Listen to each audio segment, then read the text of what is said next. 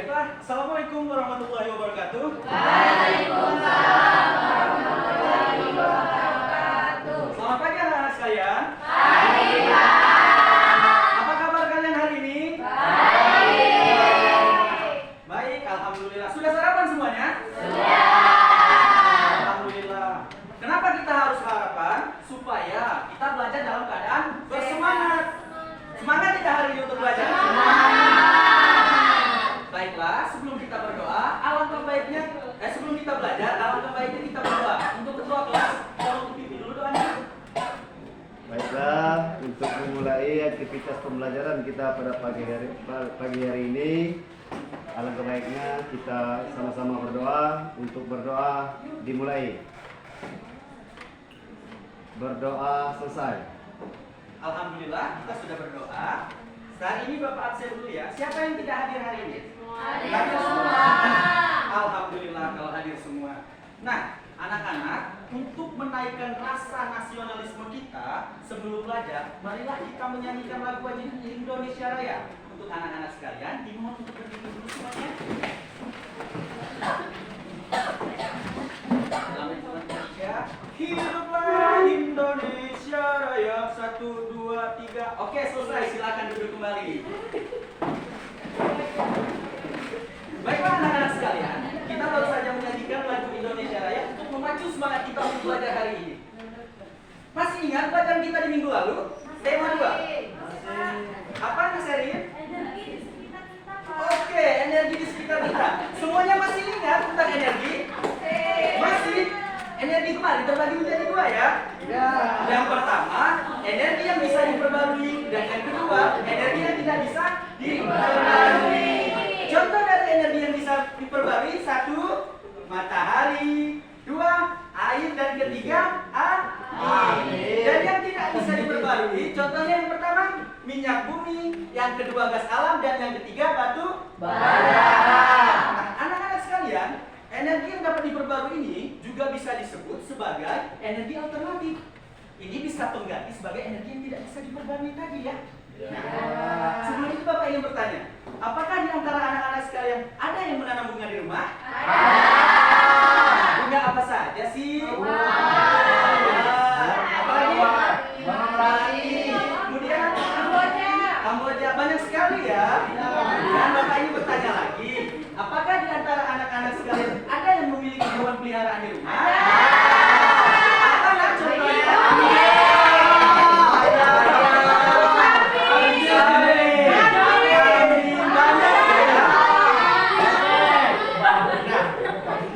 Tumbuhan dan hewan tadi merupakan makhluk hidup sama seperti kita dan juga makhluk hidup.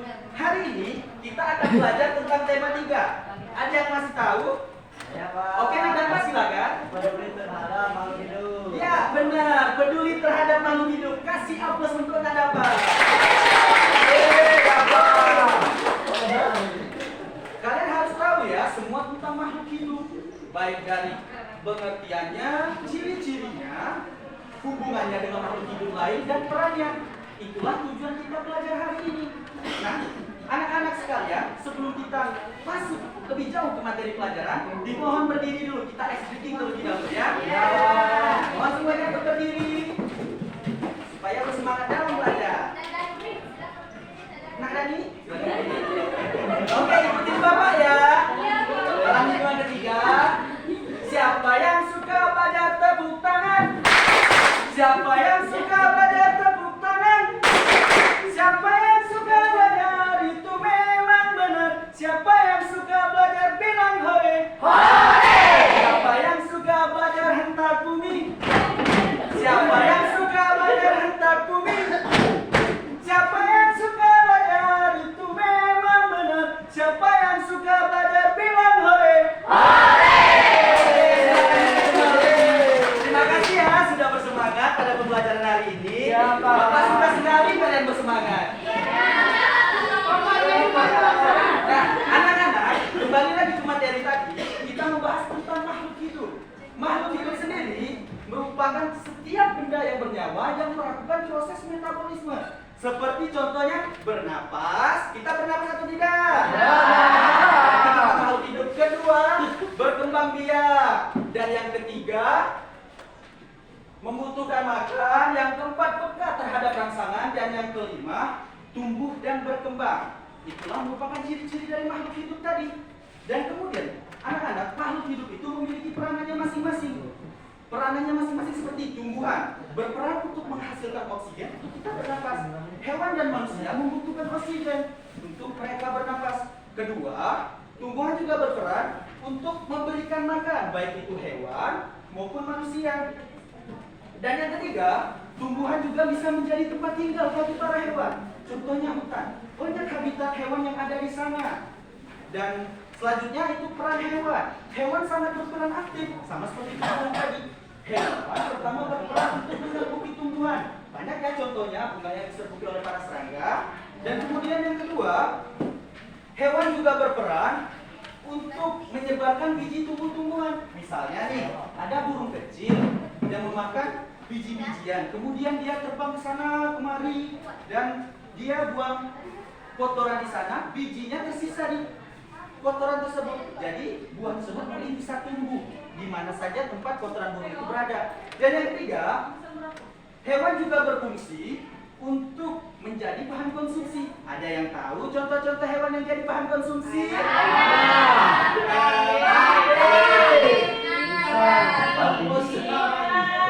Ikan, kambing, banyak sekali ya hewan-hewan yang jadi bahan konsumsi. Siput. Tapi dari disebutkan tadi ada beberapa hewan yang tidak bisa dikonsumsi. Contohnya untuk kita semua yang orang Islam, biasanya disebut tadi siapa? Tidak boleh dikonsumsi bagi kita yang orang Islam, karena itu merupakan larangan agama.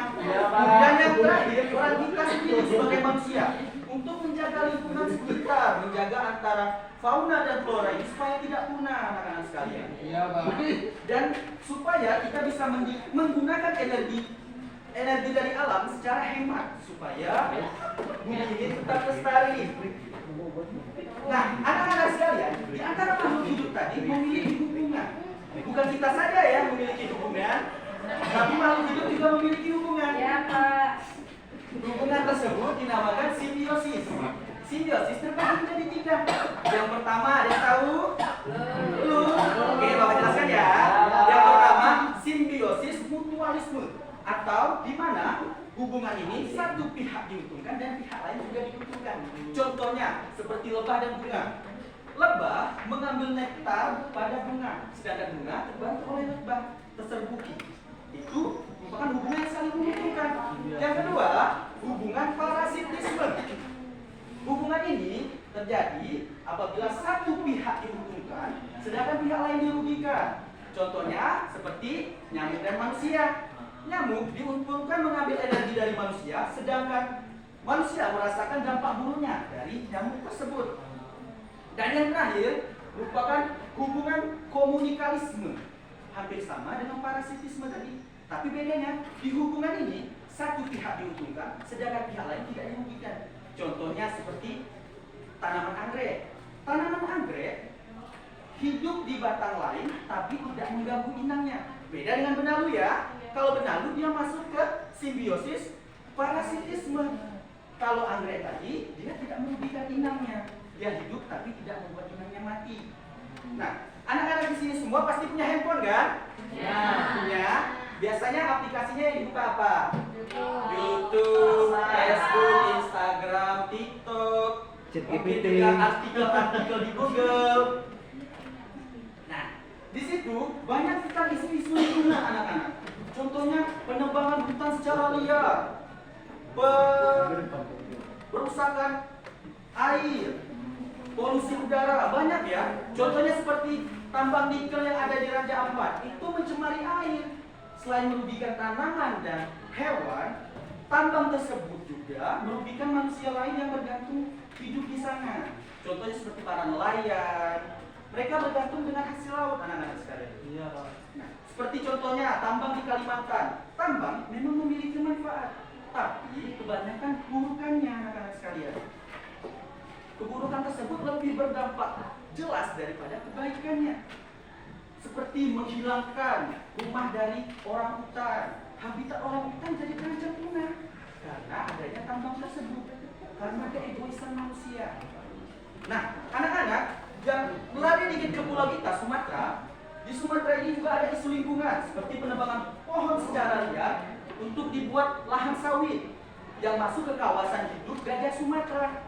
Nah, gajah Sumatera terancam punah karena perbuatan manusia. Jangan sampai nanti ada tagline cerita gajah masuk ke perkebunan warga, padahal kita sendiri yang masuk ke kawasan mereka. Oke, dari penjelasan Bapak tersebut ada yang ingin ditanyakan? Tidak. Oke, Bapak akan membagikan 4 soal ya. Iya, Pak.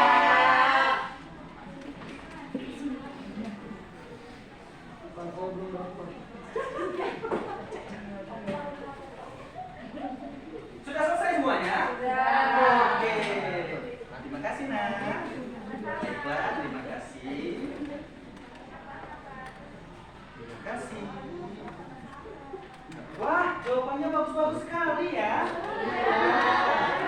Sini nanti anak-anak akan mengerti. Ini yang Bapak jelaskan tadi. Baik. Baiklah, kita akan lanjut ke kesimpulan akhir. Anak-anak sekalian, kita sebagai manusia memiliki peran penting bagi lingkungan sekitar. Kita harus menjaga agar salah satu di antara flora dan fauna tidak punah. Karena kalau salah satu punah, itu akan mengganggu kehidupan kita.